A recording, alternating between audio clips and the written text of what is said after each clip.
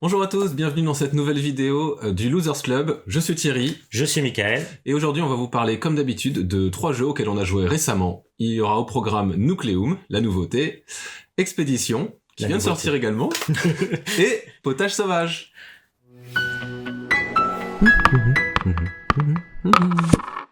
Alors on commence tout de suite avec Nucleum de David Turdi et Simone Luciani, donc un gros jeu que j'ai totalement craqué dessus puisque on sortait de la bourse aux jeux à Play-in à Paris et il me restait 60 € à dépenser sur mon budget.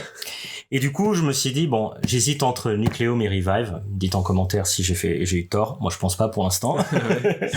Je lui dis, attends, on va voir, on va tester Revive d'abord. Enfin, moi, j'ai déjà joué, mais on va tester. Comme ça, tu es sûr. On a le temps de repasser tout à l'heure. Oui. Le but, c'était d'acheter des jeux en occasion à la bourse aux jeux. C'était pas d'acheter du neuf. Nouveautés, ouais, mais bon. Et du coup, Thierry, il a acheté SkyTeam. Il était en train de l'acheter. Et à ce moment-là, j'ai craquage complet. J'ai snap, comme on dit, et j'ai couru à travers la boutique pour prendre Nucleum et l'acheter. Et je n'ai pas pu le retenir. Et le voilà, il est tout beau, il est tout frais. C'est un jeu dans lequel nous sommes des investisseurs en Allemagne concrètement, où on va investir un plateau commun pour pouvoir produire de l'électricité. Alors comment ça va se jouer ? Ça va se jouer par une sélection d'actions. Et cette sélection d'actions, ça va se faire par des petites tuiles. Ces petites tuiles permettent de faire 2 actions quand on les joue dans notre petit plateau personnel. Avec ces actions, on va pouvoir faire différentes actions. Globalement, on va pouvoir construire des bâtiments. On va pouvoir construire aussi des turbines et des mines d'uranium, puisque le but du jeu concrètement, c'est de faire de l'électricité. Et donc on va devoir acheminer cet uranium sur les turbines pour pouvoir produire de l'électricité ou utiliser du charbon pour pouvoir alimenter au final nos différents bâtiments qu'on a posés sur le plateau commun. Donc un grand plateau commun où il va y avoir différents bâtiments qu'on va poser et des chemins de fer. Donc là on sent un petit peu le côté brasse où on va devoir faire des réseaux pour pouvoir transporter l'uranium ou le charbon dans les différents bâtiments pour pouvoir produire différentes turbines pour pouvoir produire de l'électricité. Donc c'est un jeu de réseau et ce qui est intéressant c'est qu'on va utiliser ces tuiles actions qu'on utilise sont aussi les petits chemins qu'on va poser dans le plateau commun. Alors, qu'est-ce que j'en pense de ce jeu ? Je l'adore. Il y a plein de choses que j'adore. J'aime beaucoup Brass, déjà, à la base. J'adore faire des réseaux, faire les petits chemins de fer, retourner des bâtiments Donc là, une fois que les bâtiments sont alimentés, on les retourne. Comme dans Brass, une fois qu'on retire ce qu'il y avait dessus, concrètement, ou qu'on vend les différentes ressources, on les retourne. Ça nous fait des revenus ou des points de victoire dans Brass. Ici, globalement, ça nous fait des points de victoire. Et des revenus. Et des revenus. Des points de victoire à la fin. Et des points de victoire à la fin. Donc, même concept. Et on va donc, il y a cette idée de créer le réseau, de bien s'imbriquer dans son propre réseau, mais de faire attention aux autres aussi qui peuvent venir dans notre réseau. Alors non, cette fois, ils vont pas voler nos ressources contrairement à Brass, mais ils vont nous empêcher peut-être d'étendre notre réseau. Et ça, c'est vraiment un jeu avec quand même une forte interaction. On joue quand même, on regarde ce que font les autres, mais pas trop non plus. C'est ça que j'aime bien aussi. J'ai pas besoin de trop m'inquiéter des autres.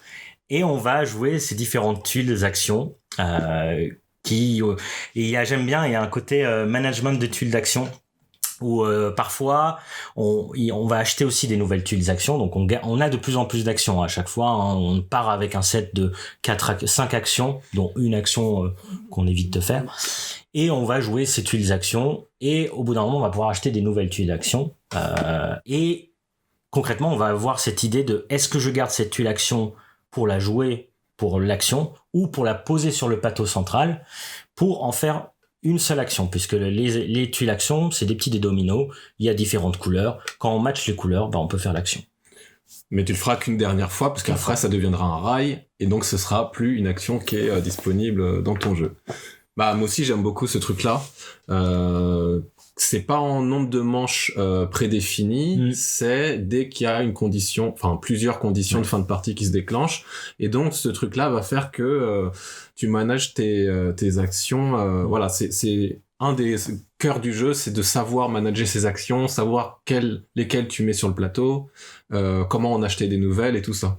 Et puis, du coup, quand potentiellement t'as plus d'actions à jouer, ou que t'en as joué 8, tu peux faire l'action rechargée, qui est le seul moyen de toucher ses revenus, à la différence d'un brass, par exemple, où on va toucher des revenus tour par tour. Et on va le faire, cette action, 3 fois ou 4 fois dans la partie seulement. Et en fait, chaque joueur va le faire aussi à des tempos différents. Voilà, dans notre dernière partie, on appelait ça un peu l'arrêt au stand. C'est vrai aussi.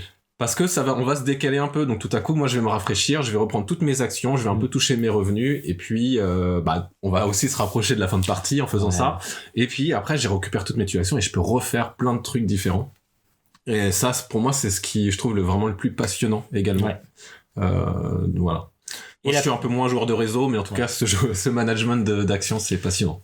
Ouais, moi j'aime bien le dilemme du garder ses tuiles pour l'action ou l'utiliser pour faire son réseau. Et j'adore aussi le côté prévision d'action. Moi, j'ai du mal à la programmation en général dans les jeux, mais là, c'est comme dans Brass. Alors, tu vas me dire non, mais dans Brass, moi, j'ai une main de cartes et globalement, cette main de cartes, je vois qu'est-ce que je peux faire avec cette main de cartes. Je peux prévoir vraiment avec ma main de cartes qu'est-ce que je vais faire dans les différentes actions. Là, c'est un peu encore mieux parce que les tuiles, on les a et on peut acheter des nouvelles tuiles. On sait ce qu'on va obtenir comme tuiles, donc c'est beaucoup mieux. Mais ça m'aide, moi, particulièrement, à prévoir mes actions. Je vais faire ça, puis ça va me permettre de faire ça et ça. Et ça, cette tuile-là, je vais l'utiliser pour faire une route qui me fera un bonus de temps. Et en fait, tout s'imbrique dans ta tête, et c'est ça que j'adore, c'est que quand je joue à ce jeu, tout s'imbrique, et c'est une sensation tellement agréable que moi j'ai pas tout le temps ça dans les jeux, à part récemment peut-être dans Marrakech où tu prévois un peu quand même tes actions, mais là tu peux vraiment prévoir pendant assez longtemps, et j'adore. Ce renouvellement en plus des tuiles aussi, j'aime bien, même si moi recharger c'est mon point faible, parce que souvent je veux avoir des nouvelles tuiles, jouer plus de tuiles possible, et je vois que du coup mon adversaire il va prendre des points de victoire sur ces jalons là. C'est ça, faut savoir recharger au moment opportun, ce qui est. Et il n'y a pas de bonne solution, tu peux jouer des personnages, parce que oui, du coup, chaque joueur a une faction un peu asymétrique. On joue chacun des industriels et du coup, on a des pouvoirs différents. Donc on va pas jouer tout à fait de la même manière, et il y en a où tu peux clairement attendre le plus longtemps possible et avoir plein d'actions à faire, et aussi si t'as bien joué ton management. Et il y en a où c'est aussi bénéfique de recharger assez rapidement. Mais voilà, il y a pas de bonne solution, mais c'est ça aussi qui est intéressant. Et puis dans le jeu, il y a globalement 2 ressources, il y a l'argent et les ouvriers. Qu'il faut réussir à manager. Les ouvriers, en plus d'être une ressource de construction, c'est aussi une ressource pour les poser les rails, pour savoir à qui appartient ce rail. Et aussi manager évidemment son uranium, une fois qu'on en a, parce que le charbon lui il est commun, et manager son réseau, ce qui est pas une ressource, mais c'est quand même quelque chose de difficile à manager, c'est pas pour tout le monde, et dans les règles il y a vraiment des notions de réseau qu'il faut bien maîtriser pour bien comprendre où est-ce que j'ai le droit de construire et où est-ce que j'ai pas le droit de construire.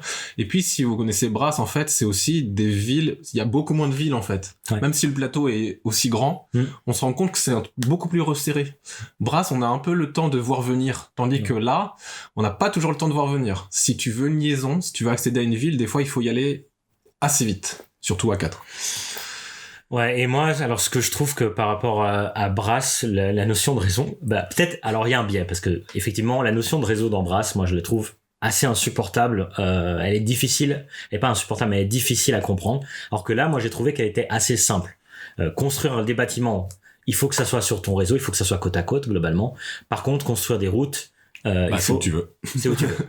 Du coup, en fait, c'est simple. Une fois qu'on a ça, on a ces idées en tête, on arrive très facilement à tout mettre sur le plateau, à comprendre assez facilement. Je trouve qu'il est beaucoup plus accessible. Alors même que moi, il y a beaucoup de règles. Je trouve qu'il est plus simple en vrai avec toutes ces règles. En vrai, il est un peu plus simple à comprendre. Après, je pars avec le biais que je connais Brass. Donc ça, il faut le mettre en perspective. C'est un feeling très euro. Mine de rien, avec aussi Luciani, qui a fait notamment Barrage. On ressent vaguement cette idée aussi de Barrage, parce qu'il y a aussi une idée de réseau dans Barrage, même s'il y avait une verticalité qui était folle d'embarrage. On a quand même un partage de ressources. On partage des bâtiments neutres, on partage les centrales. Donc on va commencer à s'installer autour des centrales sur le plateau. Voilà, c'est pas anodin. Mais le feeling, c'est trop dur. les feelings restent quand même assez différents. Ouais. Mais il y a quand même ce feeling euro d'avoir des contrats à valider tout au long de la partie pour nous donner des boosts et à la fin pour nous donner des points de victoire. Et d'avoir des objectifs globaux. En fait, les objectifs de la partie, on les tire à chaque début de partie et on sait dans quelle direction on va et a priori tout le monde va à peu près dans la même direction. Ce qui du coup renforce l'interaction à ce moment-là. Mais voilà, qui moi me satisfait et j'en ai besoin de ce genre d'interaction, ce qui n'existe pas dans Brass justement, c'est de savoir ok, cette partie-là, je fais ce type de bâtiment en priorité. C'est vrai que du coup nos plateaux sont vraiment très asymétriques et on a aussi une piste de technologie qu'on va débloquer. Cette piste de technologie, elle est totalement alliée à l'expérience qu'on va faire. Donc si on fait du nucléaire, on va globalement faire du nucléaire et ces actions-là de technologie, une fois qu'on les débloque, elles vont nous donner des petits boosts. Et globalement, on peut faire des petits combos. Il y a un petit aspect combo. Il y a un beau aspect combo. Un aspect combo avec ces technologies qui est super agréable. On a ce petit moment où je fais ça et je construis ça, ce qui me permet de faire ça et c'est un peu des fois un peu explosif, mais ça reste quand même dans ton personnage. Si tu fais du nucléaire, tu vas faire du nucléaire. Si au contraire tu fais des chemins de fer, tu vas faire des chemins de fer. Et j'aime bien que pour l'instant, il y en a que 4 expériences. Je sais pas pourquoi, mais j'attends qu'il y en ait d'autres petits twists pour vraiment faire varier les plaisirs. J'ai fait que 2 personnages pour l'instant, mais j'ai envie ou 3. Non, je fais peut-être 3. Mais j'ai envie justement d'en faire les faire tous. Mais une fois que j'ai fait tous et compris tous, ça va être un peu. C'est un des challenges.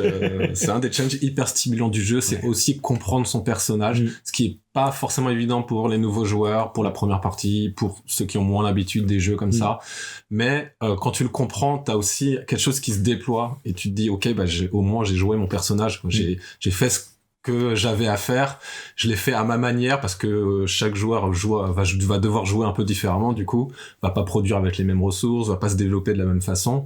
Et même moi dans ma partie découverte, en 3 tours j'étais déjà stimulé, quoi. Je me suis dit mais c'est fou. Et moi n'aime pas du tout d'habitude les jeux qui ne sont pas dans un nombre de manches limité. Parce que j'ai un peu peur justement du contrôle on voit pas forcément toujours la fin de partie arriver. La première partie elle est difficile. Moi j'étais vraiment en train de me dire on est proche de la fin ou pas en fait. Là je sais pas, j'arrive pas trop à le sentir. Ça s'apprend hein. Mais là je trouve que ça m'a vraiment plu. Alors que dans d'autres jeux vraiment ça ne me plaît pas. Là vraiment j'ai adoré comment c'est fait.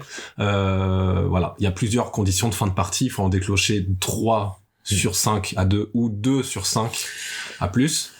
Donc ça arrive quand même assez vite, mais on peut légèrement influer dessus. C'est peut-être aussi un de mes reproches parfois, c'est par exemple on a une partie où il y a un joueur qui a déclenché la fin mais en fait il voulait pas. Ah mince, du coup il avait pas prévu, personne n'avait prévu non plus. Oui. Voilà, c'est quelque chose qu'il faut aussi apprendre à maîtriser. Mais en tout cas, moi j'ai trouvé que c'était quand même dans le flux de la partie assez naturel. Ça arrive toujours un peu trop tôt et ça juste assez poil pour mettre un peu de frustration. Ouais. Mais voilà, en tout cas, je suis quand même positif sur ça. Là où je serais peut-être moins positif, c'est sur les contrats qui, moi, c'est un peu une fragilité du jeu. Parce que même s'ils sont très très divers, ce qui est bien, et que finalement il n'y en a pas forcément des mieux que d'autres.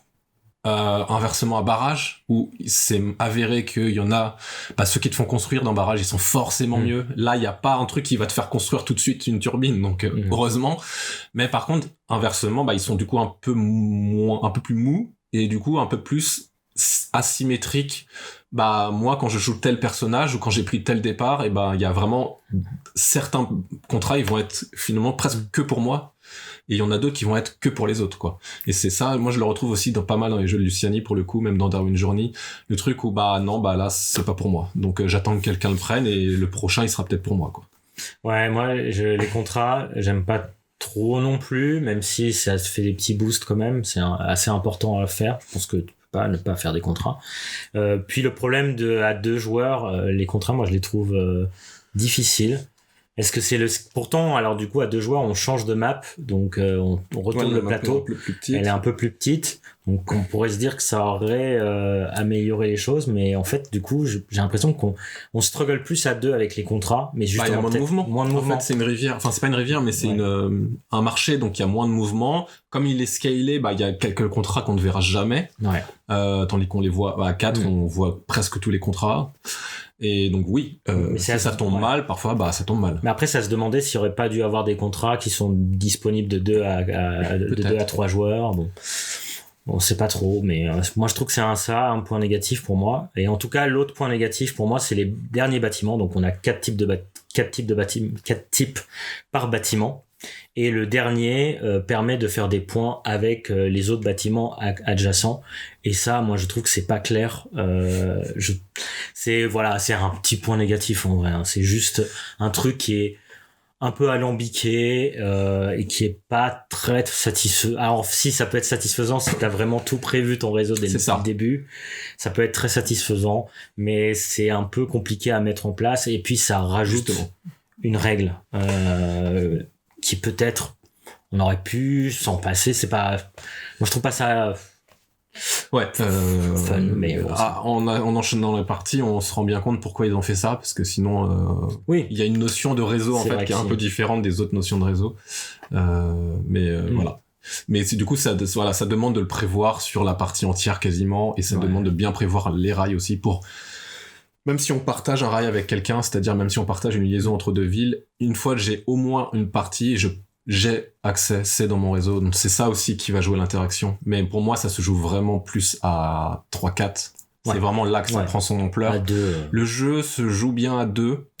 Il se découvre bien à 2. Mais on va avoir plus tendance à jouer de son côté aussi, parce qu'il y a clairement la place. Et aussi moins interagir dans les rails. Souvent, chaque joueur va compléter ses propres rails en entier, et c'est moins intéressant.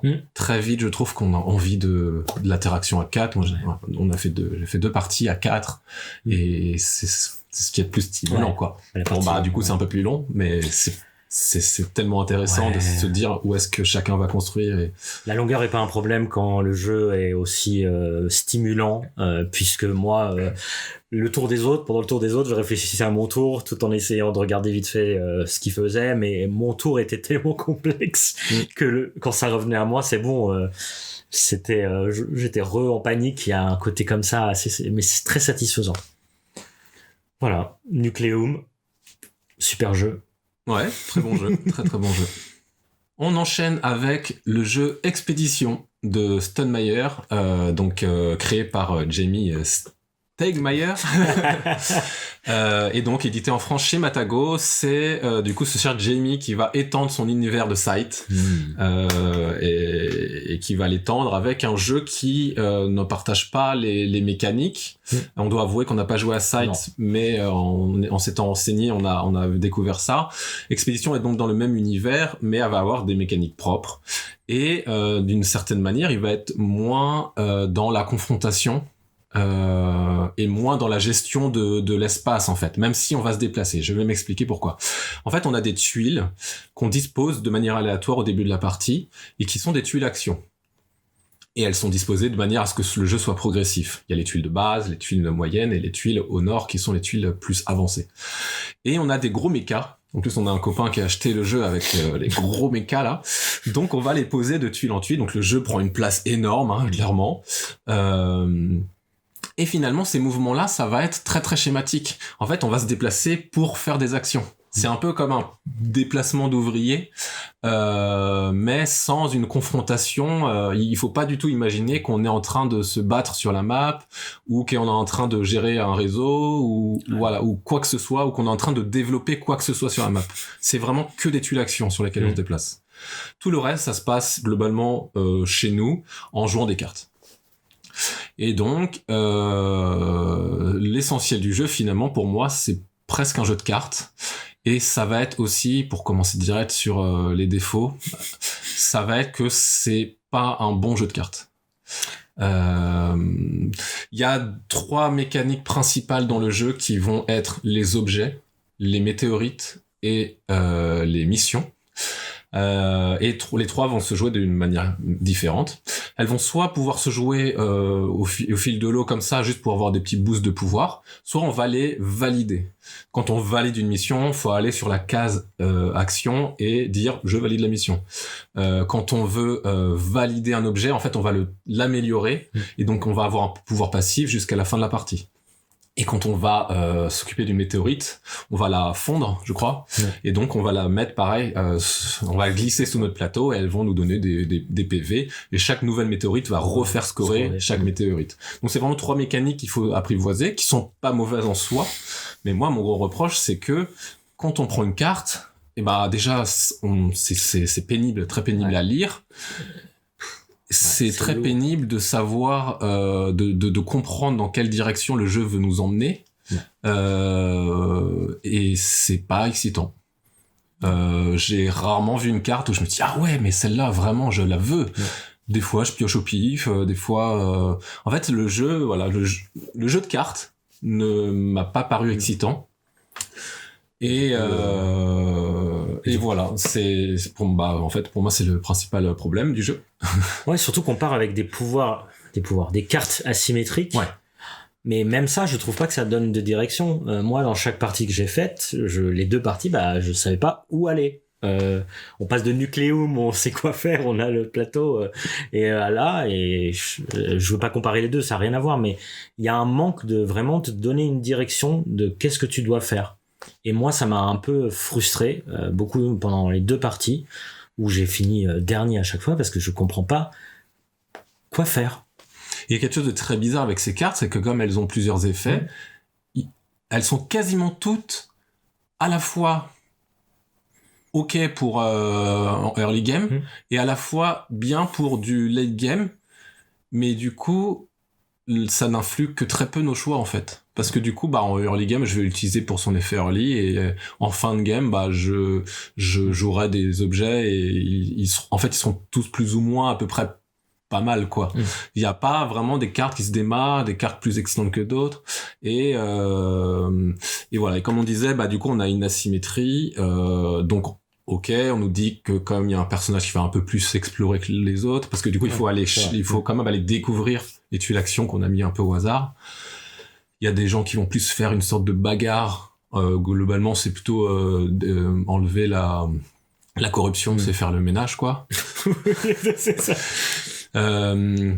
Et voilà, et le jeu va se terminer selon des conditions de fin de partie aussi, quand un joueur aura validé 4 objectifs qui sont en fait communs, 4 sur 7. 7 conditions du coup de fin. Dès qu'un joueur en a fait 4, ça va faire un dernier tour, y compris lui-même. Et donc on sent que il y a un côté course, il y a un côté rush.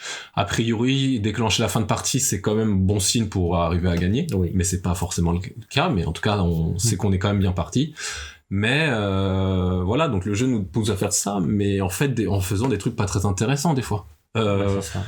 Je pose une étoile quand, donc ça ressemble à Sight aussi, il paraît. Je pose une étoile quand j'ai 8 cartes. Bon, je pioche des cartes alors. C'est ça. Mais, mais pour rien en faire, voilà. On a bien compris qu'il y a un aspect optimisation. Mais moi, j'ai trouvé que c'était pas du tout passionnant comme optimisation. Non. Puis les quêtes, il y a des trucs. Moi, j'ai aussi un problème avec les quêtes où pour faire les quêtes, il faut aller dans la tuile avec le bon numéro. Juste ça, moi je trouve ça un peu fade. Ouais, moi j'aime beaucoup. Ah ouais? Ouais. Ah, moi je trouve ça fade, et en fait le problème que j'ai, c'est que du coup, et donc il y a 7 façons de mettre les étoiles. Ouais. Et en fait du coup, t'as l'impression qu'il faut faire un peu de tout, et moyennement, moi aussi je trouve, je trouve que c'est après c'est peut-être moi et comment je joue. Je pense que j'ai joué très mal à ce jeu les 2 fois que j'ai joué, mais j'ai pas envie d'y retourner parce que moi je trouve ça pas passionnant, et j'ai pas envie en fait de m'investir vraiment pour gagner. J'ai pas eu la sensation d'avoir envie de gagner, ce qui est un peu triste. Mais ouais, ces quêtes, moi j'aime pas les quêtes d'aller dans un chiffre. Juste, tu peux faire ça plein de fois, tu peux récupérer des cartes pour faire ces quêtes là. Si on fait maximum 4 dans tout de chaque, presque ces 4. Si, moi j'aime bien parce que du coup ça donne une direction aussi sur le plateau. Et donc du coup en fait comme le but est aussi de se déplacer d'action en action, il faut aussi réfléchir à oui, si je veux aller faire la quête qui est là-bas, en passant, qu'est-ce que je vais faire en passant en fait pour y aller. Donc mais oui, c'est tellement circonstanciel par rapport aux tuiles que t'as. Pourquoi pas, mais voilà ça. Et puis un mouvement de carte aussi qui est énorme, donc des fois on va révéler une quête, en fait elle est mieux. Ah, ouais.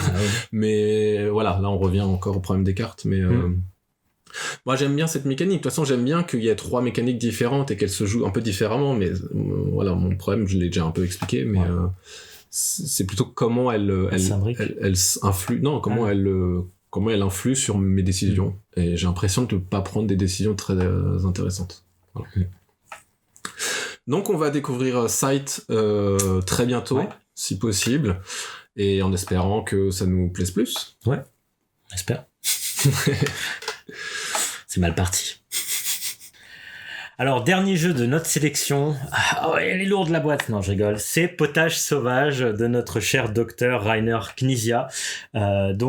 Potage Sauvage, qu'est-ce que c'est ? C'est un jeu de pli. Alors, j'aimerais l'appeler le jeu de presque pli. Ouais.